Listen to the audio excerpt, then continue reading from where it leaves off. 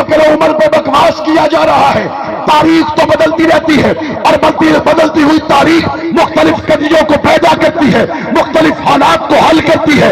علی جواب دیتا ہے تاریخ میں حالات لکھے جاتے ہیں, کسی کے لیے بہتر, کسی کے لیے برے, کسی کے لیے اچھے, کسی کے لیے برے, لیکن تاریخ میں کبھی بھی ناموں کو تبدیل نہیں کیا جاتا.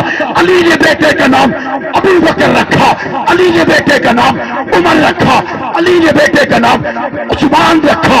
نام رکھ کر بتا دیا تاریخ جتنی بھی تبدیلی کرے علی کو ابو بکر عمر عثمان سے جدا کوئی نہیں کر سکتا. کٹھے ہیں یا کوئی نہ نہیں. کاغذ قلم دے میں نہ تے ساڈی گل بندی پئی آئی.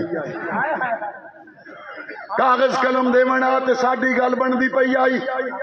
الزام حضرت عمر پر, عباس پر کیوں نہیں؟ حضرت عمر کے ساتھ حضرت عباس بھی تو تھے. کہتا اگر لکھوا دیتے تو مسئلہ حل ہو جاتا.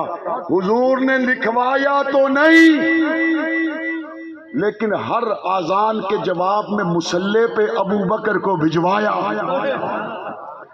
سمجھ آ گئی؟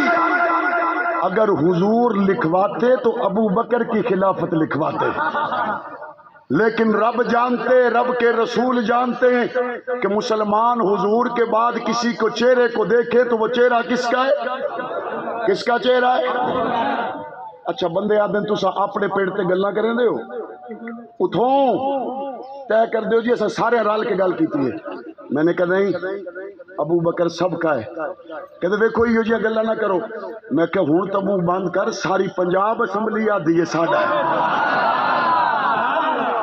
پیپلز پارٹی والے کہتے خلیفہ اول ابو بکر صدیق, نون لیگ والے کہتے خلیفہ اول ابو بکر صدیق, اہل حدیث بریلوی دیوبندی کہتے خلیفہ اول ابو بکر صدیق, پنجاب کا سارا ایوان کہتا ہے خلیفہ اول ابو بکر صدیق ہے.